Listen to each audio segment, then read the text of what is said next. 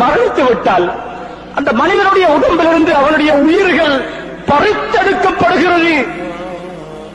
அந்த உயிர்கள் உடம்பிலிருந்தும் நரம்பிலிருந்தும் எலும்புகளிலிருந்தும் பறித்து எடுக்கப்படும் அந்த வேகத்திலே அந்த உடம்பு புண்ணா போய்விடுகிறது.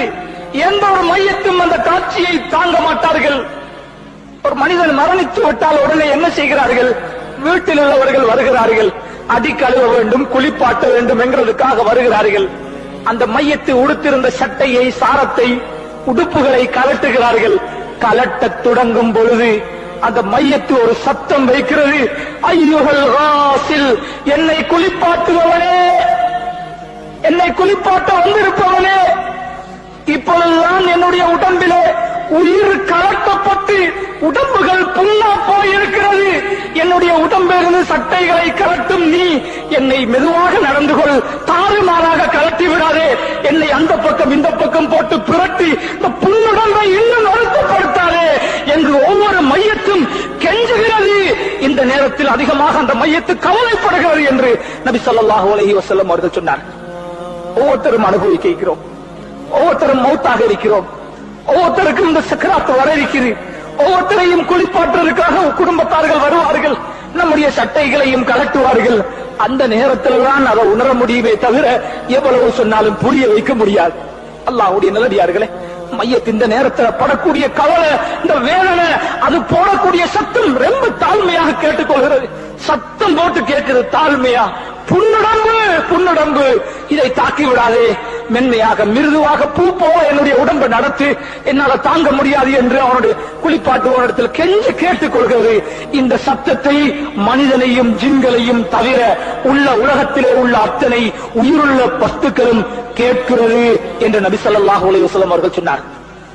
அல்லாஹ்வுடைய நல்லடியார்கள், அதை குளிப்பாட்டுவதற்காக சட்டையை கலட்டினதோட தண்ணீரை கொண்டு வந்து வைக்கிறான் மனிதன் குளிப்பாட்ட.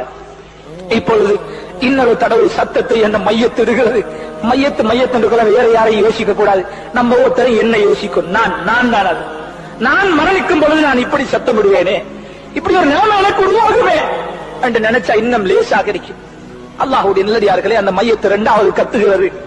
குளிப்பாட்டுபவனே, நீ தண்ணீரை கொண்டு வந்து வைத்திருக்கிறாய், என்னுடைய உடம்பு புண்ணுடம்பு, நீ கொண்டு வந்து வைத்திருக்கும் இந்த தண்ணீர் என்னுடைய உடம்பு தாங்காது, அந்த தண்ணீர் சுடுகிறது, கொஞ்சம் ஆற்றிக்கொள், ஐஸ் தண்ணியை போட்டு ஊத்திடாது, என் உடம்பு தாங்காது, நல்லா சுடு தண்ணியையும் போட்டு என்ன குளிப்பாட்டாது, என் உடம்பு தாங்காது, சூடும் இல்லாமல் கடும் குளிரும் இல்லாமல் நடுப்பட்ட சாதாரண தண்ணீரை என்னுடைய உடம்பிலே மெதுவாக ஊற்றி என்னுடைய உடம்பை இறுக்கமாக தேய்த்து விடாதே, உயிரோடு இருக்கும் பொழுது என் உடம்பை தேய்க்கிற மாதிரி நான் மௌத்தாகிட்டேன் என்ன அப்படி தேய்க்காது. இது கத்துகிறது. அந்த சத்தம் ஜின்களுக்கும் மனிதர்களுக்கும் தவிர எல்லா படைப்பினங்களுக்கும் கேட்கிறது. நம்ம வீட்டுல ஒரு பூனை இருந்தா அந்த பூனைக்கும் கேட்கும். அல்லாஹ்வுடைய நல்லடியார்கள், எல்லா மிருகங்களும் கேட்கிறது, எல்லா உயிரினங்களும் கேட்கிறது.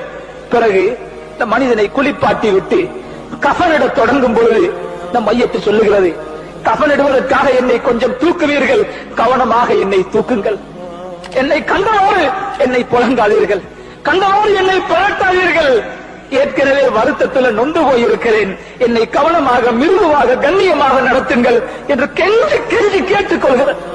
அதனாலதான் குளிப்பாற்ற நேரமும் குடும்பத்தில் உள்ளவங்க அந்த இடத்துல இருக்கணும். குடும்பத்தில் உள்ளவங்க மையத்துடைய வேலைகளை செய்யணும், ரொம்ப கண்ணியமாக நடந்து கொள்வாங்க. புறத்தி மனுஷனுக்கு இதெல்லாம் விளங்காது. அவருடைய வேலையை முடிக்க அவர் அவசரமா செயல்படுவார். அது மையத்துக்கு வருத்தமாகவும் அமையலாம். அல்லாஹ்வுடைய நல்லடியார்களே, கஃனிடும் பொழுது அந்த கஃனை செய்து முடிக்கும் பொழுது சொல்லுகிறது, என்னுடைய கஃனை மூடும் பொழுது முதலாவது முகத்து பக்கத்தை கட்டிடாதீங்க, முதலாவது என்னுடைய கால்களை மூடிவிடுங்கள், இரண்டாவது இடுப்பை மூடுங்கள், என்ற முகத்தை கடைசியா மூடுங்க, கடைசியா முகத்தை மூடுங்க. என் குடும்பத்தை நான் ஒருக்க பார்க்கணும், இதுக்கு பிறகு இவங்களை பார்க்க முடியாது, இனிமேல் நான் இந்த முகங்களை பார்க்க வாரத்துக்கு மீண்டும் வரமாட்டேன், கடைசியாக என்னுடைய வீட்டிலிருந்து நான் அல்லாஹ்வை சந்திப்பதற்காக செல்லுகிறேன், கபருக்கு செல்லுகிறேன், என்ற முகத்தை கடைசியா மூடுங்க, கொஞ்சம் என் பிள்ளைகளை பார்க்கணும், வந்திருக்கிற சொந்தக்காரர்களை பார்க்கணும் என்று அந்த மையத்தை ரொம்ப பணிவாக சத்தமிட்டு அங்க இருக்கிறவங்கள்ட்ட கேட்டுக்கொள்வதாக நபி ஸல்லல்லாஹு அலைஹி வஸல்லம் அவர்கள் சொன்னார். அல்லாஹ்வுடைய நல்லடியார்களே, இந்த உலகம் சிறுசி, இதுல இன்பங்கள் சிறுசி, இதை கண்டு நாங்க ஏமாந்து தீக்கிறோம். ஒரு பெரிய வாழ்க்கை எங்களுக்கு பின்னாலே, மௌத்துக்கு பின்னாலே ஒரு நீண்ட ஹதீஸ், ஒரு சில விஷயங்களை ஞாபகத்திலே. ஆகவே அல்லாஹ்வுடைய நல்லடியார்களே, இரவில் தூங்குகிறோம், அன்புள்ள மனைவி பக்கத்திலே தூங்குகிறாள், காலையில் இவளை சந்திக்கலாம் என்கிறதுக்கு என்ன உத்தரவாதம்? என்ற பிள்ளைகள் பக்கத்தில் இருக்கிறார், நான் இல்லாமல் இயலாது என்று சொல்லிக் கொண்டிருக்கிறோம். அடுத்த நிமிடம் எனக்கு மரணம் வந்து விட்டால் என்ற பிள்ளைகளுடைய செய்தி என்ன? என் தாய் தகப்பன் செய்தி என்ன? என்னை பெற்றவர்கள் இப்பொழுது கபரில் இருக்கிறார்கள், கூட பிறந்தவர்கள் கபரில் இருக்கிறார்கள். இந்த நிமிடம் இன்று வெள்ளிக்கிழமை இந்த நேரத்தில் அவர்களுடைய கபரிலே அவர்களுக்கு என்ன நடந்து கொண்டிருக்கிறது? என்ன நடக்கிறது? சிந்தித்து பாருங்கள் சகோதரர்கள், என்ன நடக்கிறது? சொர்க்கத்தில் இருக்கிறார்களா? நரக படுகொலையில் இருக்கிறார்களா? அவர்களுடைய நன்மையின் காரணமாக கபரில் இருந்து உயர்த்தப்பட்டு சுவர்க்கத்துக்கு சென்று விட்டார்களா? அல்லது அவர்களுடைய பாவத்தின் காரணமாக அந்த இருட்டறையிலே நொறுக்கப்பட்டு அல்லாஹ்வுடைய தண்டனைக்கு உட்பட்டு விட்டார்களா? யாருக்கு தெரியும்? இதே நிலைதான் நமக்கும் வரப்போகிறது. ஆகவே உலகத்துல எங்க போனாலும், எந்த நாட்டுக்கு போனாலும் மௌத்த மறந்து மட்டும் வாழக்கூடாது. மௌத்த அடிக்கடி நினைக்கிறது அமல் செய்வதற்கு லேசி, தொழுவதற்கு லேசி, ஜிக்ர் செய்வது லேசி.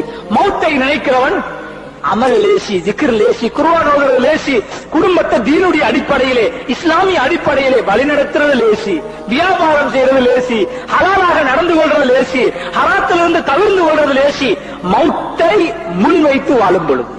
ஆகவே எல்லாரும் அடையவிருக்கும் அந்த மரணத்தை அல்லாஹ் நம் அத்தனை பேருக்கும் சாந்தியானதாக, ஈடற்றம் மிக்கதாக ஆக்கி அருள்வானாக.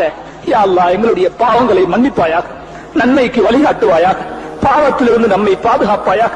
நாம் எல்லாரையும் காத்து கொண்டிருக்கும் அந்த மௌத்தை யா அல்லாஹ், அந்த மௌத்துடைய சக்கராத்தை நமக்கு லேசுபடுத்துவாயாக. சக்கராத்துடைய வருத்தத்தை கொண்டு நம்மை சோதித்து விடாது யா அல்லாஹ். நம்முடைய உடம்புகள் தாங்காது யா அல்லாஹ். உன்னுடைய அருள் தேவை யா அல்லாஹ். உன்னுடைய கிருபை நமக்கு தேவைப்படுகிறது யா அல்லாஹ். நமக்கு நேரான வழியை காட்டுவாயாக, உனக்கு விருப்பமான வாழ்க்கையை நசீபாக்குவாயாக. நபிகளாரின் வாழ்க்கை வழிமுறைகளை நம்முடைய வாழ்க்கையில் எடுத்து நிற்க தௌபு செய்திடுவாயாக. பாவம் செய்பவர்களை பாவத்திலிருந்து பாதுகாத்திடுவாயாக. நன்மைகளை விட்டும் தூரமாக வாழ்பவர்களை நன்மைகளின் பக்கம் நெருக்கி வைப்பாயாக. உலகத்திலே சுவர்க்கத்துக்காக உழைக்க தௌபு செய்திடுவாயாக. உலகத்துக்காக உழைக்கிறோம் யா அல்லாஹ், உலகத்தை கோடி கோடியாக சேர்த்து வைத்திருக்கிறோம் யா அல்லாஹ். ஆகிரத்தை மறந்திருக்கும் நமக்கு நம்முடைய சிந்தனைகளை தூண்டி விடுவாயாக. கபரை, மௌத்தை, மஹ்ஷரை, சுவர்க்கத்தை, நரகத்தை நம்முடைய முன்னால் வைத்து அதற்காக உழைக்கக்கூடிய நல்லடியார்கள் கூட்டத்தில் நாம் அத்தனை பேரையும் ஆக்கி அருள்வாயாக. ஆமீன், ஆமீன்.